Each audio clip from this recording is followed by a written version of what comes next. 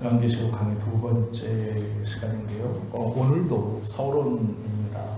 요한계시록을 저희가 배우기 전에 알아야 되는 기본적인 지식, 바탕을 먼저 좀 알기 위해서 갖는 두 번째 시간입니다.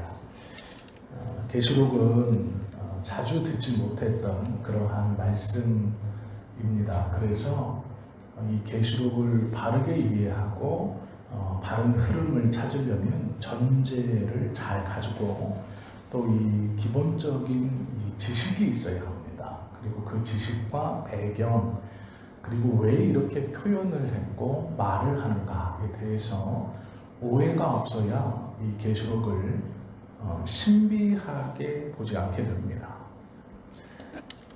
하나님의 모든 말씀은 우리로 잘 알아들을 수 있도록, 그리고 이해할 수 있도록, 삶에 적용될 수 있도록 열린 책입니다. 그리하여서 이 열린 책을 성도는 성령 하나님의 조명하심에 따라 이해하고 배우고 적용할 수 있습니다.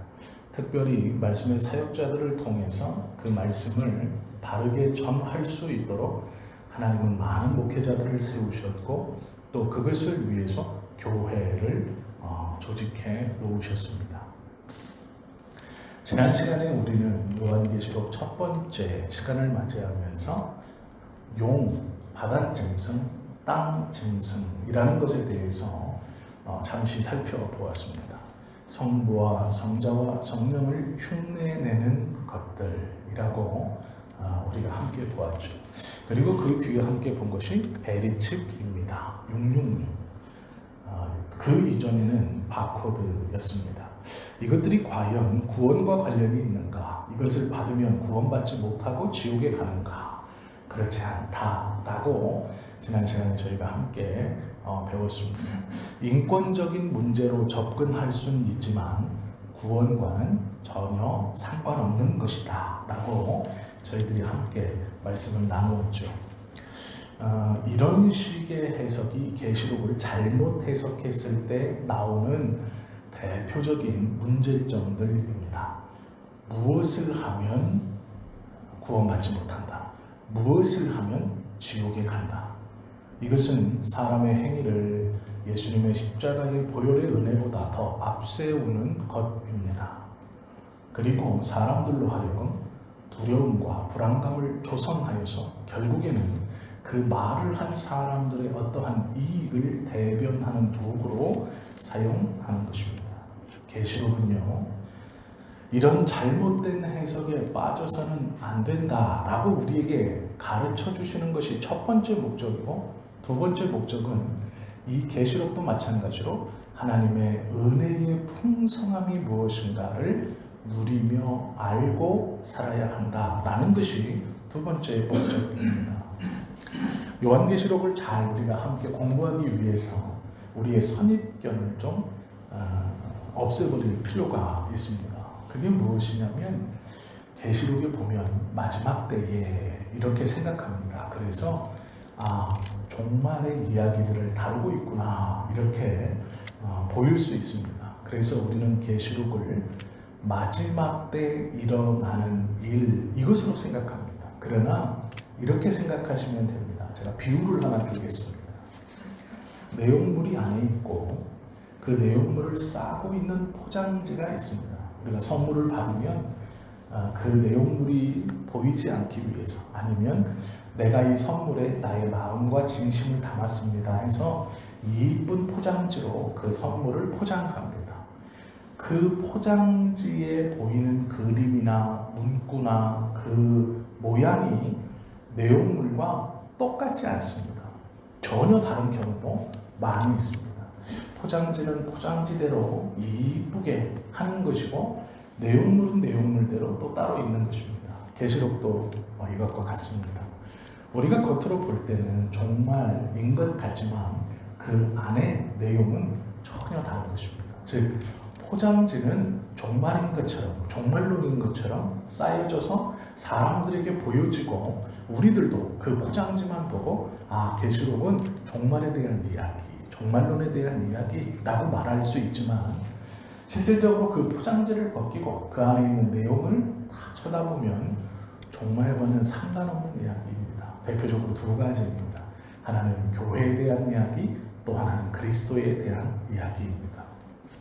교회에 대한 이야기와 그리스도에 대한 이야기를 안에 품고 종말이라는 것으로 그 포장지를 만들어 놓은 것이 이 계시록입니다. 우리는 이것을 가지고 계시록을 접근할 것이고 제대로 보려고 노력할 것입니다. 세상 사람들은 종말이라고 하면 궁금한 게 있습니다. 지구가 어떻게 될 것인가? 3차 대전은 언제 일어납니까? 중동에서 지금 일어나고 있는 무슬림들과의 그 사건들, 잦은 충돌들, 전쟁들, 그것은 또 종말과 무슨 관계가 있습니까? 코로나19가 유행했는데 이러다가 종말이 오는 것은 아닙니까?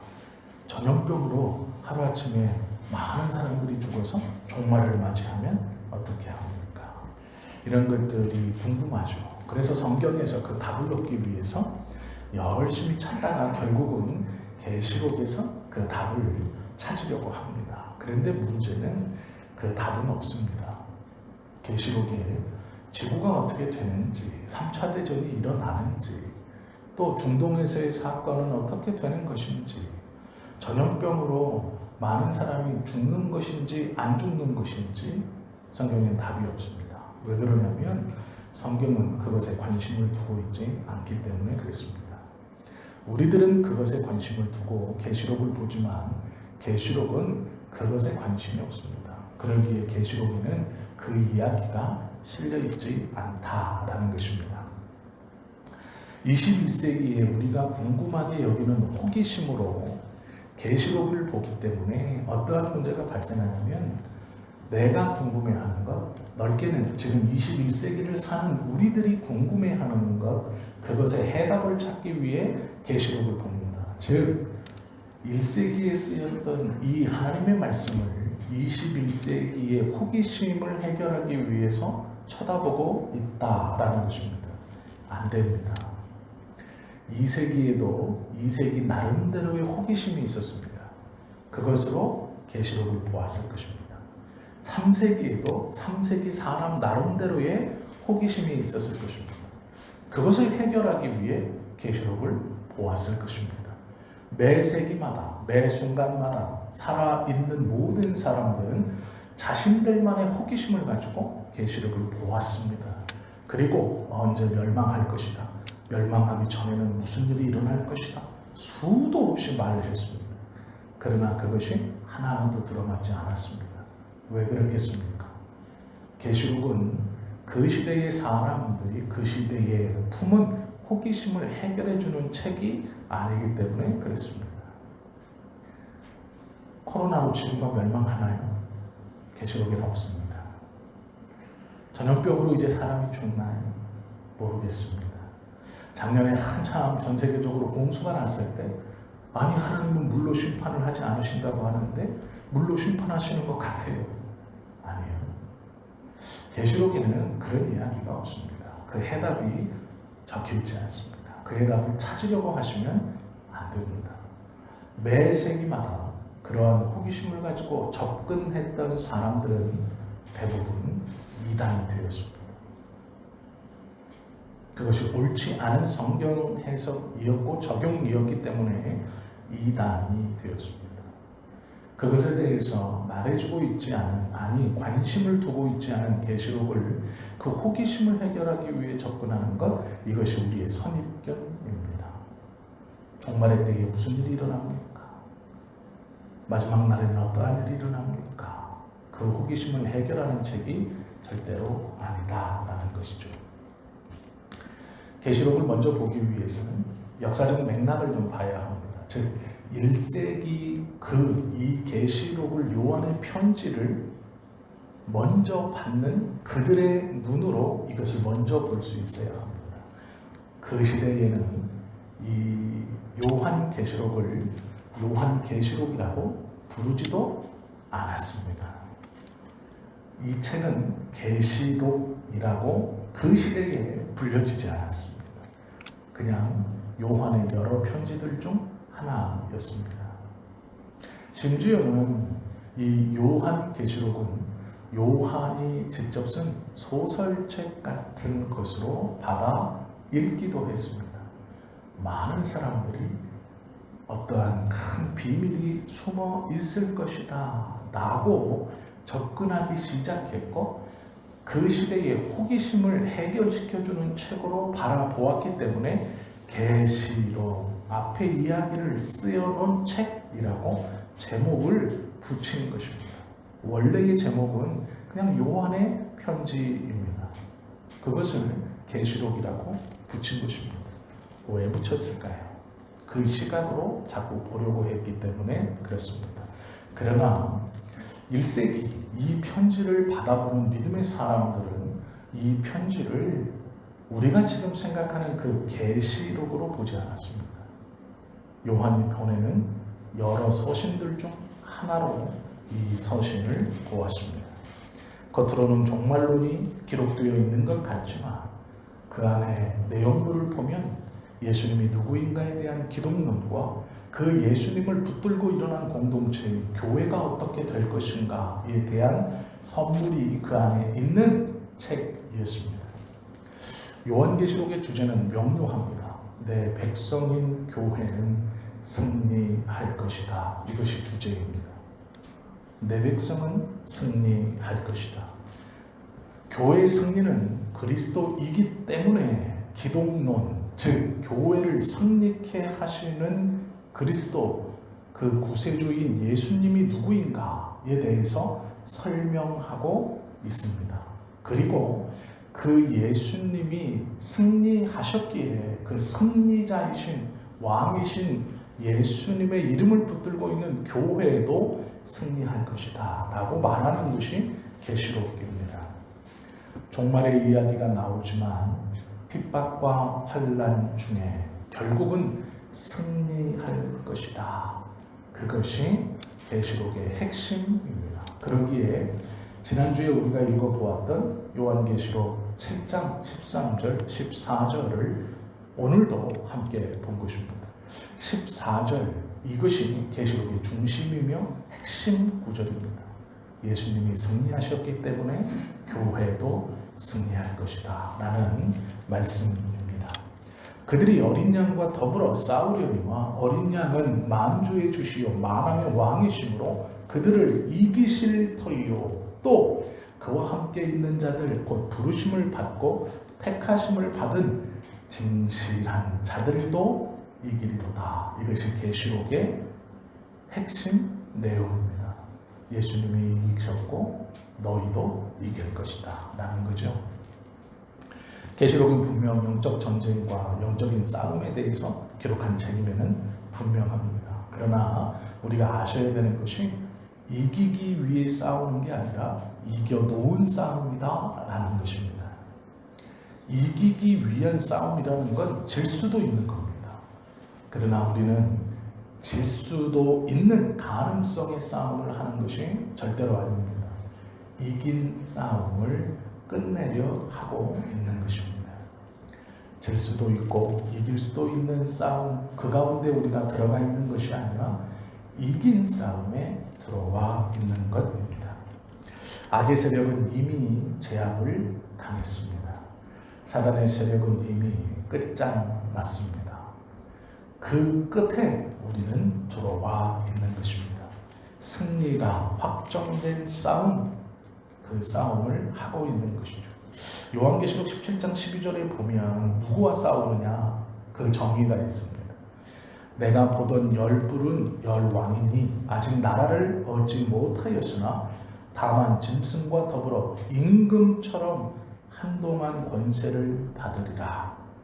그들이 한 뜻을 가지고 자기의 능력과 권세를 짐승에게 주더라. 이렇게 대상이 있죠.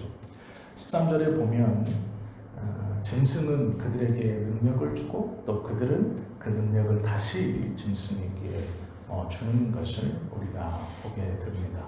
여기에 보면 열왕이라고 되어 있죠. 이제는 돌아가신 조용기 목사님이 살아 계셨을 때 그 조용기 목사님의 설교를 들으면 이 계시록에 대해서 오해하고 잘못 해석하셨던 부분이 있습니다. 어떤 분들이 들으시면 네가 감히 조용기 목사님하고 비교를 하느냐라고 말씀하실 수도 있지만 저는 그분의 능력과 그분의 귀한 쓰임은 100% 공감하고 인정합니다. 그러나 여러 신학적 오류들은 분명히 있었습니다. 대표적인 것이 2000년대 종말이 온다고 주장했던 종말론입니다. 조용기 목사님은 공개적으로 2000년이 되면 종말이 온다고 설교하셨던 분이셨습니다.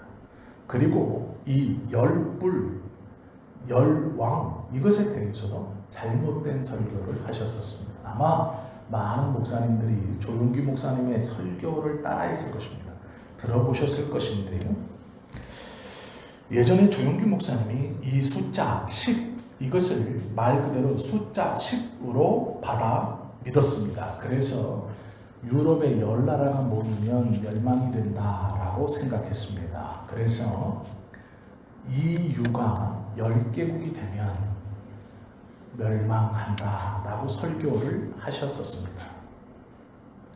그런데 이 유 회원국이 10나라가 넘어가자 이 유 회원국이 다시 10나라로 좁혀지는 그때가 멸망의 때다라고 주장하셨었습니다.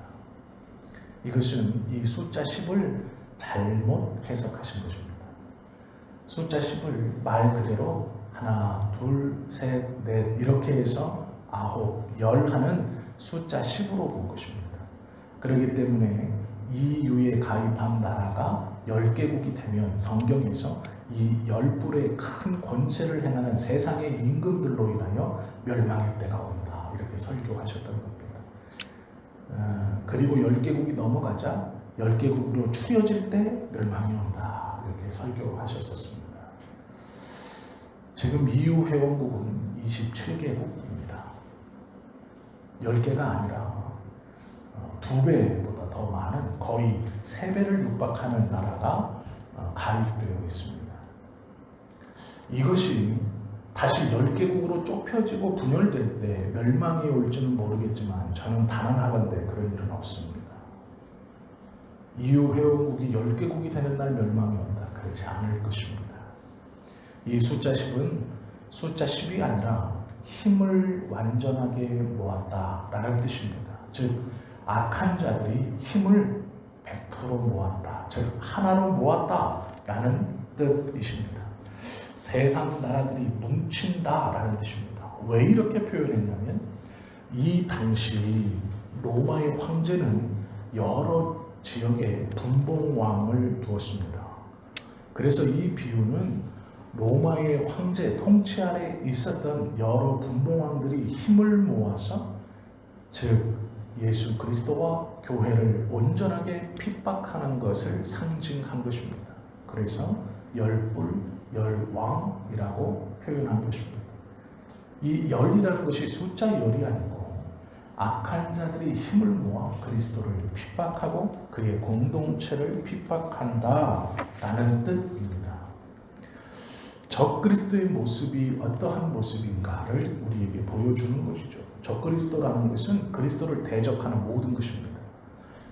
요한 당시에는 이것이 황제였습니다.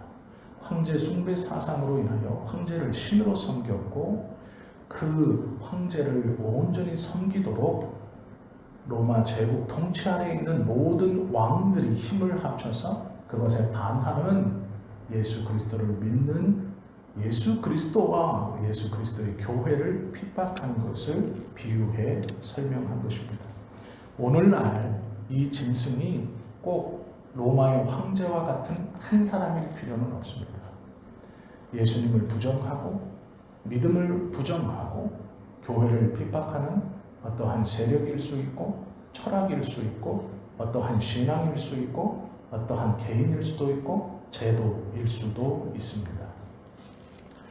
우리가 믿음으로 살면서 그리스도를 부정하게 하고 하나님의 교회를 핍박하는 모든 것들이 이 로마 황제와 같은 적그리스도의 세력이라고 보시면 쉽게 이해될 것입니다. 이 말은요, 마지막 때가 되면 결국 하나로 뭉쳐진다라는 뜻입니다. 그게 무엇이냐면요, 결국 악으로 뭉쳐진다라는 것입니다. 악으로 뭉쳐진다라는 얘기는 모든 것이 연합하여서 예수 그리스도를 대적하게 되고 하나님의 교회를 핍박하게 된다라는 말씀입니다.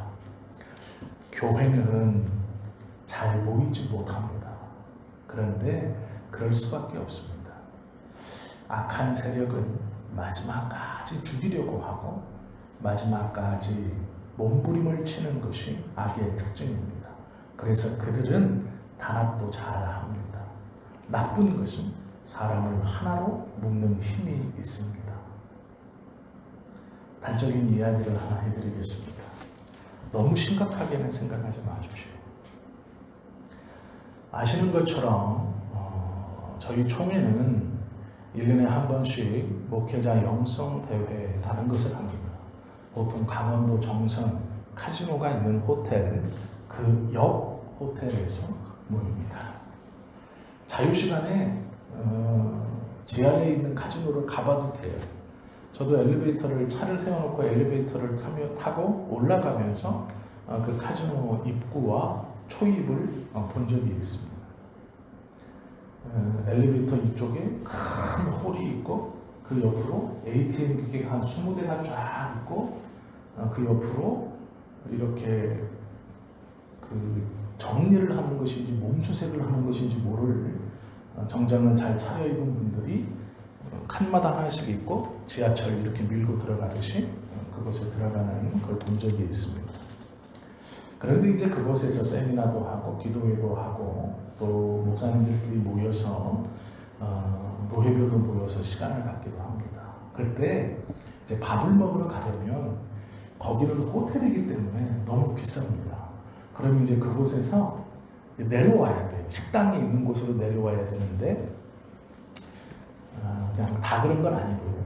이제 저도 한 번 경험했던 바로 마을 그 호텔 가까운 데는 이미 꽉 찼습니다. 손님들로. 우리들만 있는 게 아니에요.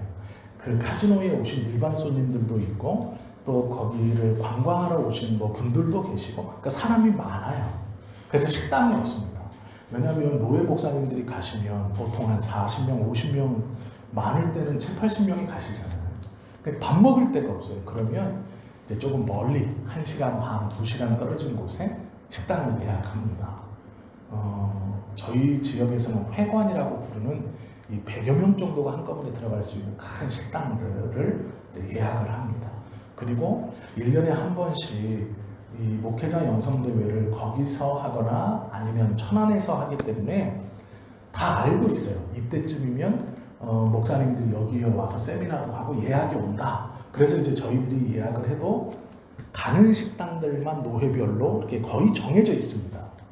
어떤 노예는 일로 가고 어떤 노예는 일로 가고 왜냐하면 겹쳐서 자리가 없는 일이 없도록 그런 식당들을 찾다 보니 공교롭게 이제 저희 노회는 1시간 반에서 2시간 정도 이 강원도 정선에서 떨어진 곳까지 이제 밥을 먹으러 가야 되는 상황이었습니다. 그리고 이제 목사님들이 다 자기 차를 갖고 가느냐? 그렇지 않습니다.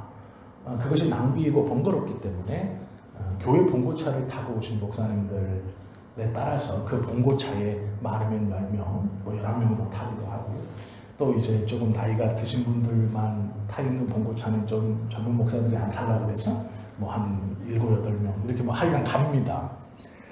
이제 가는데요.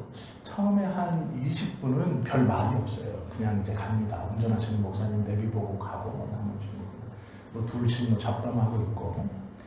그런데 이 목사들이 한 30분 가다 보면 언제 하나가 되느냐. 어떤 목사 뒷담화할 때입니다. 특별히 총회장을 뒷담화할 때입니다. 그때는 하나가 돼요. 졸았던 목사님도 일어나고 핸드폰 보고 있던 목사도 귀를 기울이고 둘이만 얘기하셨던 목사님도 내가 학교에서 봤는데 인사를 했는데 인사도 안 받고 그냥 지나가네. 아니 기분 나빠가지고 말이야. 자기가 총회장이면 총회장이지. 그럼 이제 옆에 있는 목사님 아니 김 목사님도 그랬어? 내가 너 임원이 몇 년인데 나를 모르더라고. 이렇게 하면서 이제 시작됩니다. 그러다 보면은 뭐 학교가 어떻다는 그분이 밥을 5끼를 먹는다는 10끼를 먹는다는, 제가 이건 지어낸 얘기인 건 아시죠? 이런 얘기를 한다. 뭐 한 끼 얼마짜리를 먹는다는 둥, 뭐 침대가 뭐 얼마짜리라는 둥, 뭐 이렇다는 둥, 뭐 월급이 얼마나, 그런 막 다 호기심이 돼가지고 그 1시간 반이 어떻게 갔는지 모르게 딱 도착합니다. 그러면 이제 앞자리에서 조수석에 탔던 목사님들, 그래? 야, 그리고 니네 다 올라갈 때 2차 타고 가잉? 그렇다. 이게 무슨 얘기일까요? 재밌다는 거예요. 그러니까 올라갈 때도 우리끼리 가자 이거예요. 우리끼리 올라갈 때 2부 얘기해야죠. 자기가 알고 있는 얘기 이렇게 조금 할 테니까 2부 기대해라. 목사들도 똑같습니다. 남 험담할 때, 뒷이야기 할 때 재밌는 거예요. 하나가 됩니다. 나이가 필요 없고요. 목회 방향 필요 없어요. 다 같이 알고 있는 누군가를 험담할 때 하나가 되고 즐거워집니다. 그리고 다시 밥 먹고 올라갈 때도 2차 타고 가자 이렇게 하는 거예요. 그것이 우리들의 모습입니다. 이게 단적인 예지만 넓게 보면 악은 이렇습니다. 악한 것으로 뭉치는 것은 나이와 인종, 성별을 초월하게 됩니다. 그것들이 뭉치는 이유는 예수 그리스도를 험담하기 위해서입니다.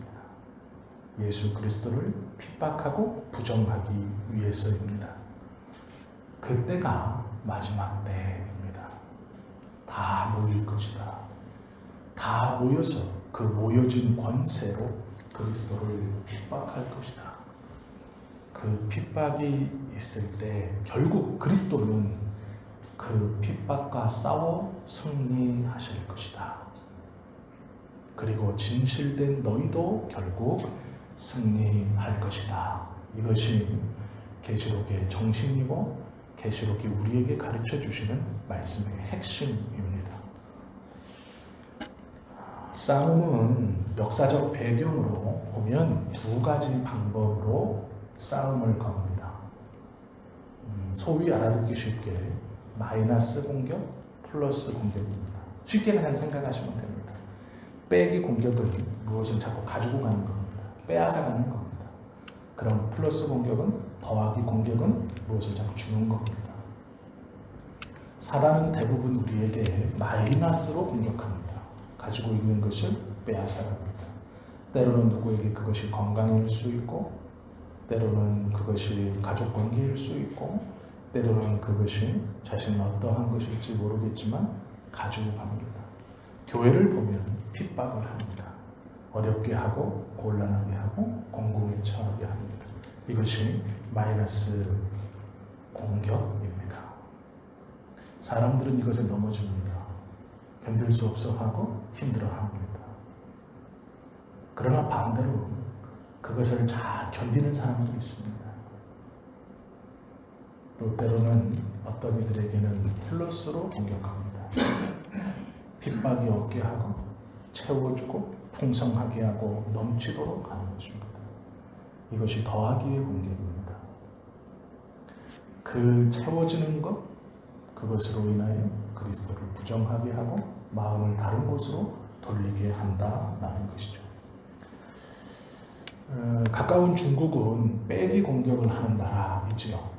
누르고 핍박하고 못살게 하고 못 모이게 하고 하지 못하게 합니다. 이것이 빼기의 공격입니다. 반대로 목회자들의 월급을 국가에서 주는 나라도 있습니다. 사람들은 종교세를 내고 국가는 그 종교세를 걷어서 목회자들에게 줍니다. 빼기의 공격이 어려울까요? 더하기의 공격이 어려울까요?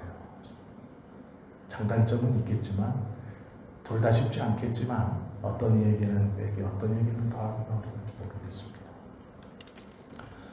이렇게 사단의 공격은 2가지로 보여질 수 있습니다. 마이너스이든지 빼기이든지 플러스이든지 더하기이든지 이 2가지로 우리에게 공격하는 것이죠.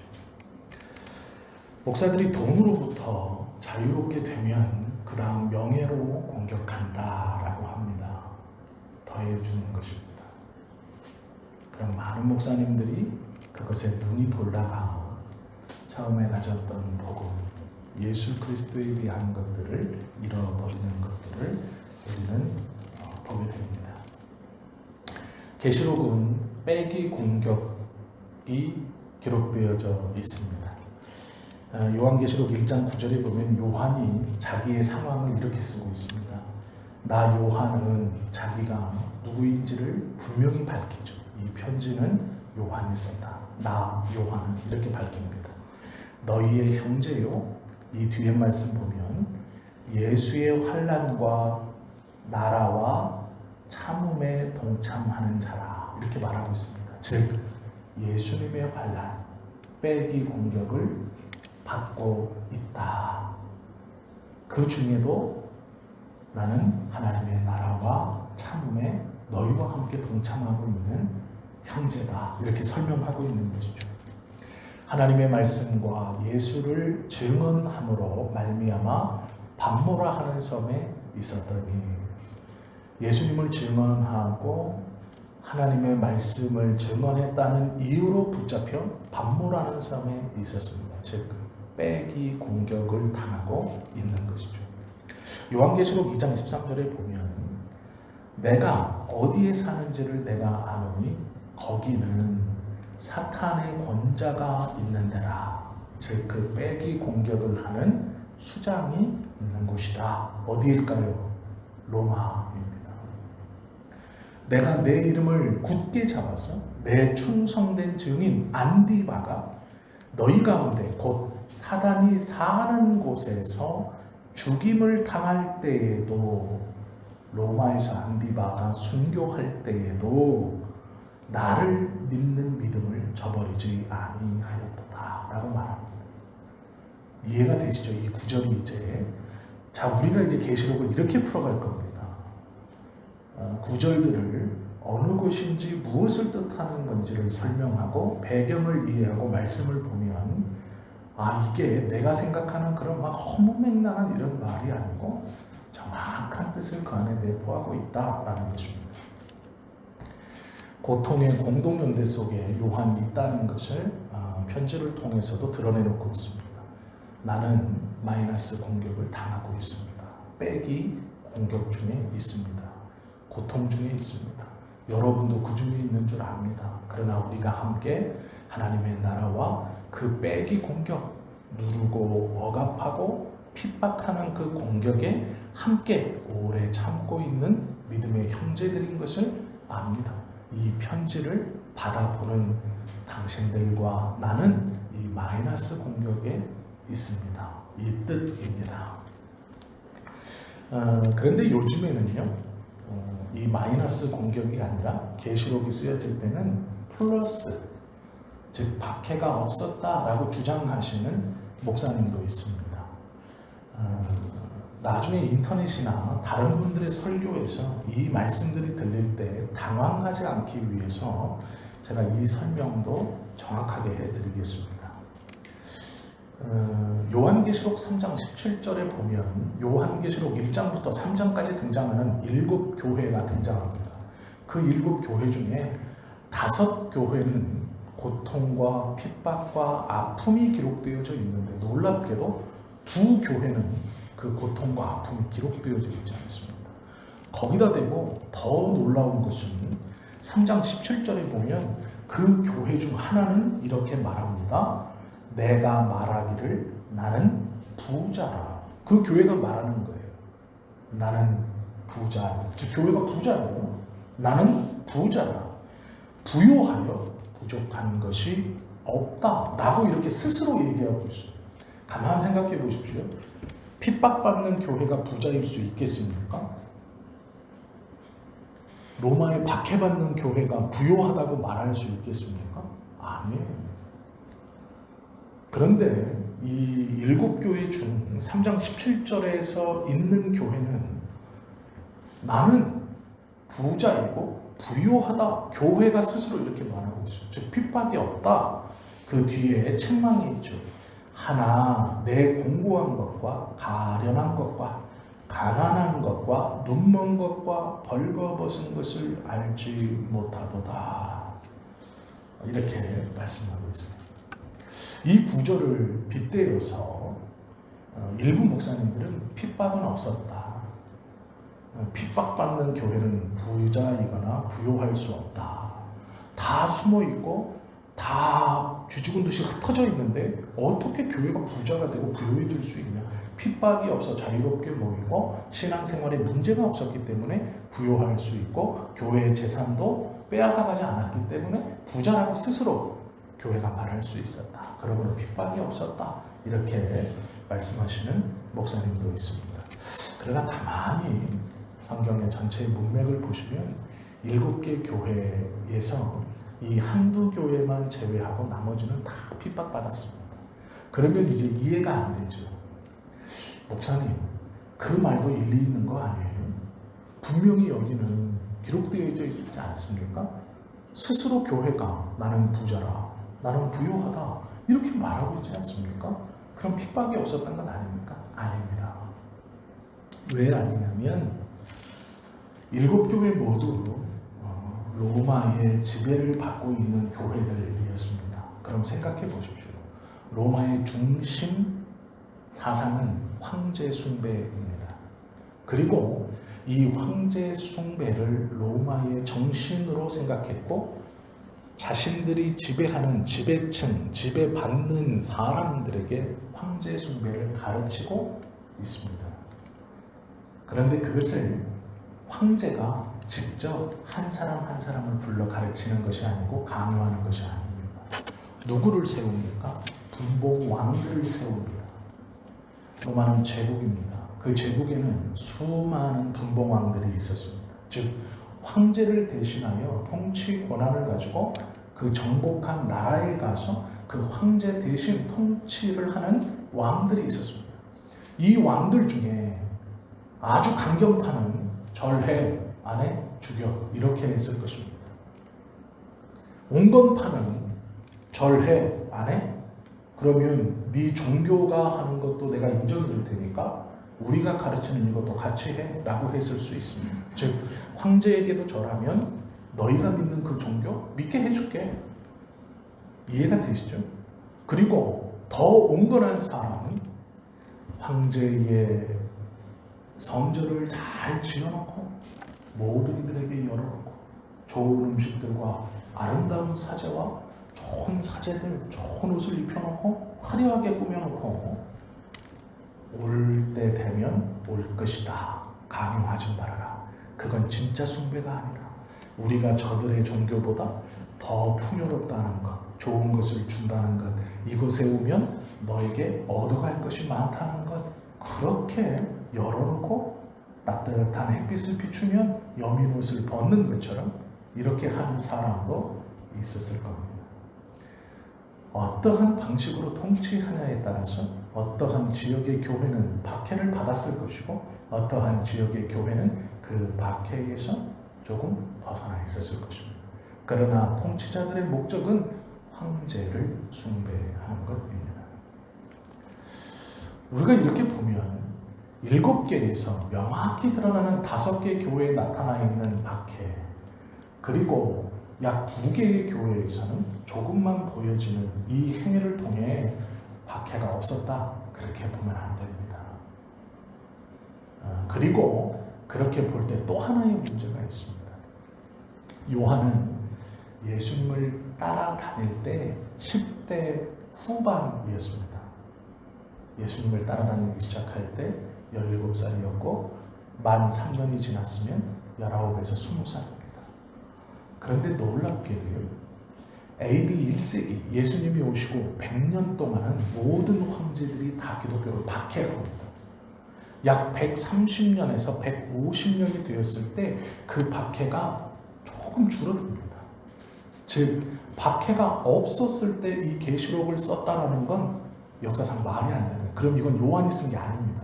그 한참 뒤에 누군가가 요한의 이름을 거짓말로 빗대어 쓴 거다라는 것밖에 안 됩니다. 요한은 98년 정도에 죽었습니다. 예수님이 이 땅에 오시고 승천하시고 약 60년을 살고 죽었다고 생각하시면 됩니다. 그리고 이 요한계시록은 우리가 지난 시간 함께 나누었던 것처럼 예수님이 오시고 95년 정도, AD 95년 도미티안 황제 때에 쓰여진 편지입니다. 도미티안 황제는요, 네로 다음에 일어난 황제인데요, 엄청난 박해를 교회에 행했습니다. 이때 당시의 교회는 네로 때는 로마에서만 박해를 받았지만 이 도미티안 황제 때는 로마 제국 전 지역에서 기독교가 박해를 받았습니다. 뿔뿔이 흩어지기 시작했고 모든 카타콤들로 숨어들기 시작한 때가 이때부터입니다. 이 박해 때에 쓰여졌다고 보는 것이 맞는 것입니다. 즉 마이너스의 시대에 쓰여진 것입니다. 도미티안 황제 때 그 박해를 견뎌라. 예수님이 승리한 것처럼 우리도 결국 승리할 것이다 라는 위로의 편지가 이 요한계시록입니다.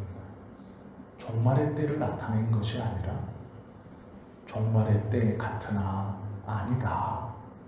모든 것이 끝나고 망하는 것 같지만 아니다. 예수님이 승리하신 것처럼 우리도 승리할 것이다 라는 것이 이 편지의 내용입니다. 교회가 어떻게 승리하느냐? 교회가 강해서가 아니고요, 교회의 주인이신 어린 양이 승리하셨기 때문이라고 계시록은 말씀합니다. 이것을 안 볼 수가 없어요. 시간은 좀 다 됐는데 짧게라도 이것을 좀 끝내려고 합니다. 17장 14절에 보면 승리하신 이가 어린 양입니다. 어린 양. 우리는 양에 대한 이미지를 다 알죠. 전혀 폭력적이지 않은, 굉장히 민감한, 세상적으로 보았을 때 아무런 힘이 없는, 그러나 놀랍게도요, 성경은 예수님에 대해서 계속 양으로 비유합니다. 양.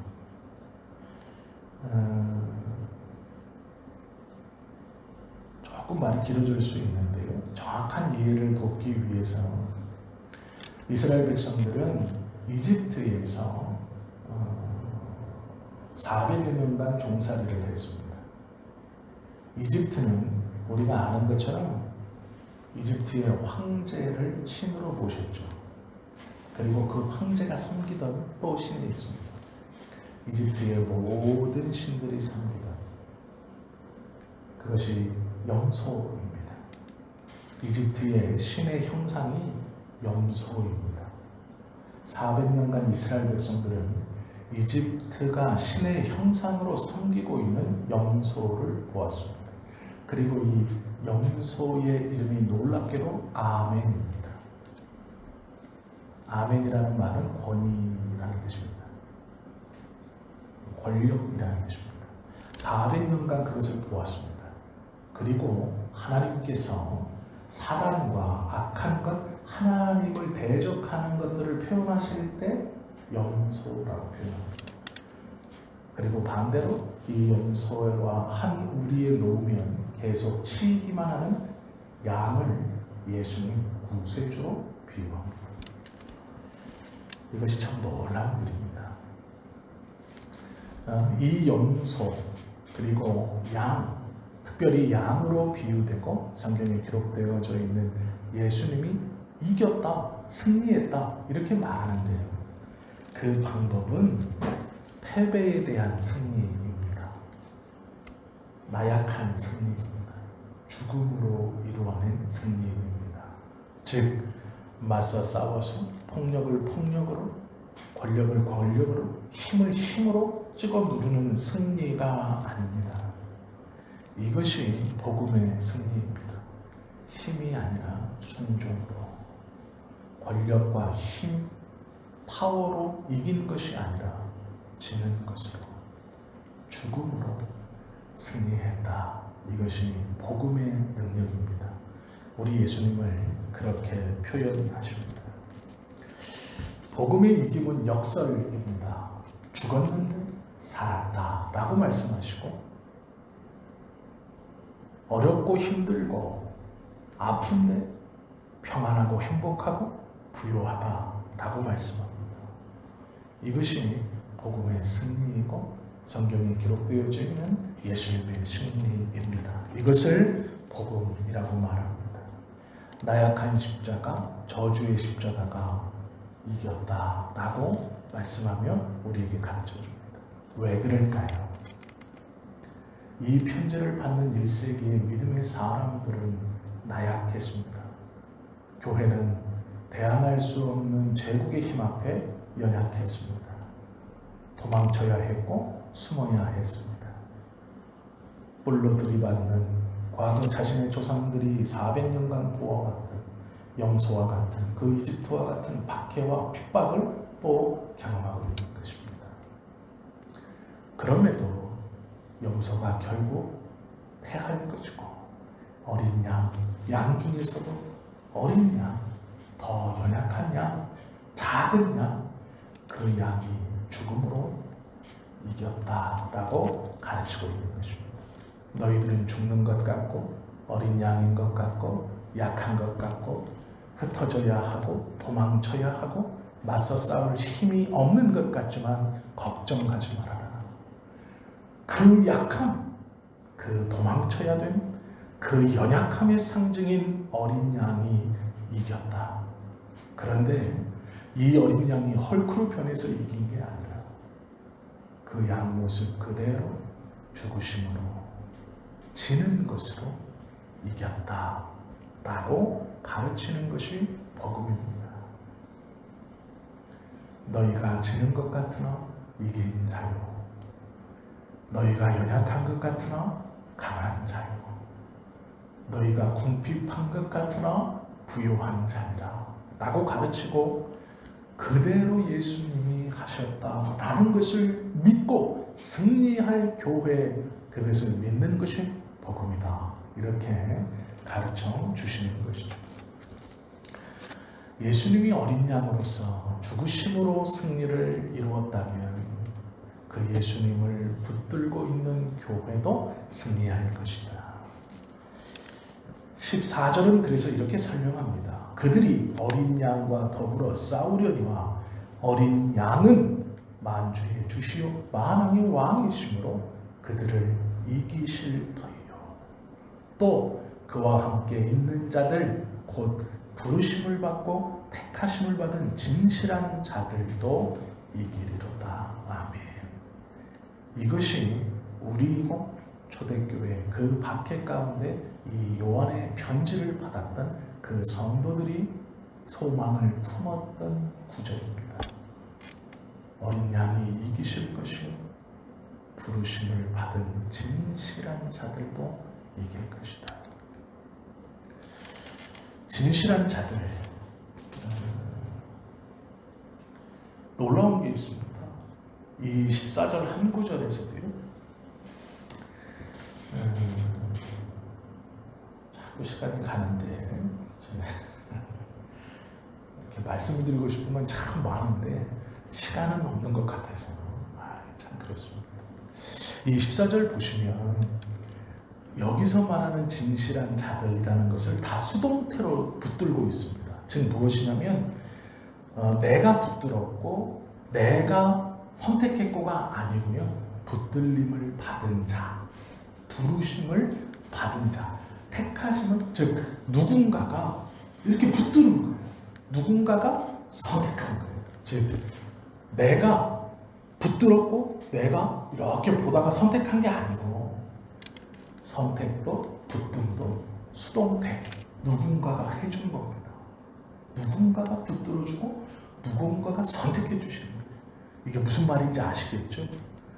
그런데 그 선택받고 붙든 자들을 뭐라고 부르느냐? 진실된 자, 이렇게 불러요. 이 진실이라는 말이 참 재미있어요.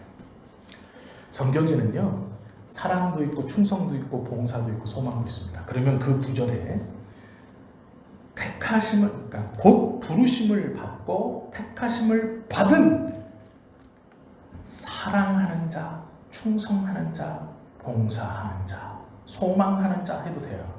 그런데 진실한 자 이렇게 표현하고 있습니다. 진실이라는 말이 참 중요합니다. 진실이 뭘까? 자질은 없지만 자세만 있는 사람들입니다. 자질은 없어요. 자질, 잘할 수 있고 이길 수 있고 잘 싸울 수 있고 잘 도망칠 수 있고. 자질, 무엇인가 아시죠? 뭘 잘할 수 있는 가능성이 자질이에요. 그 자질은 없어요. 그런데 자세는 있어요. 물러서지 않는 마음.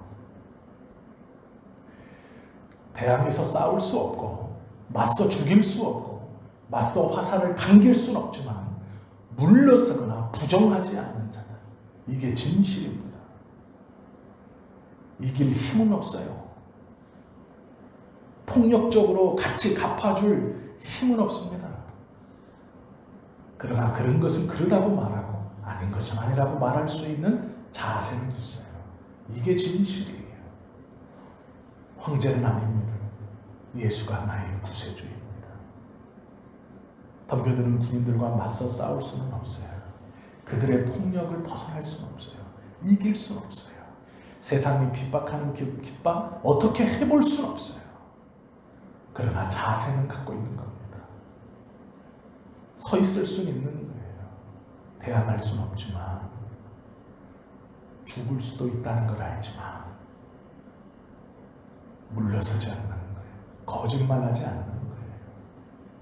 이것이 자세입니다. 이게 진실이에요. 싸워서 이길 능력은 없지만 예수가 그리스도다, 그것을 부정하진 않는 거예요. 이것이 진실된 자들입니다. 세상은요, 이 진실을 교묘하게 이용합니다. 넌 어차피 질 건데, 넌 어차피 힘이 없는데, 그렇다면 하나님이 왜 너에게 힘을 안 줄까? 왜 너희의 교회는 연약할까? 왜 너희들은 항상 패배할까? 왜 너는 항상 뒤처질까? 하나님이 진짜 하나님이라면 자질을 주셨겠지.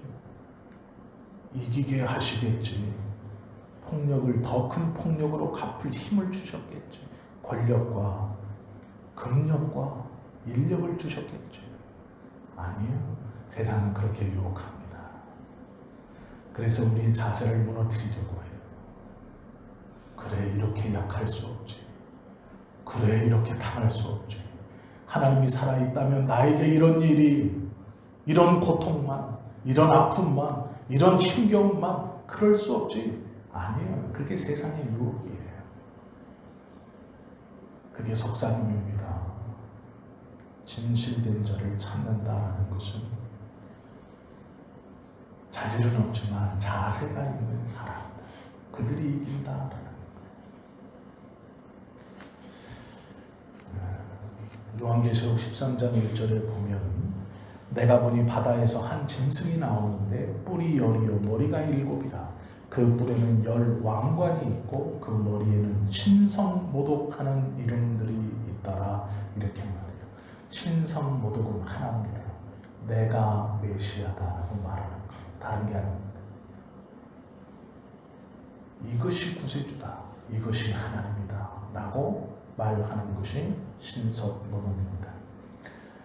계시록 13장 5절에 보면 또 짐승이 과장되고 신성모독을 말하는 입을 받고 또 42달 동안 일할 권세를 받으니라. 그리고 나서 오늘 17장 14절을 보세요. 신성모독에 넘어가지 않는 자, 신성모독 큰 권세로 내가 구세주다라고 말하는 그것에 넘어가지 않고 진실된 자, 이렇게 하면 이것을 줄게, 잘 될 거야, 내가 줄 수 있어. 어디서 듣던 거예요? 어디서 보던 겁니까? 나에게 한 번만 절하면 다 줄게. 사단이 예수님께 한 말입니다.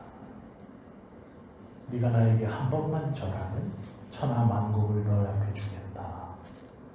이렇게 하면 성공할 수 있어. 이렇게 하면 가질 수 있어. 이렇게 하면 뒤엎을 수 있어. 이렇게 하면 돼. 이것이 신성모독입니다.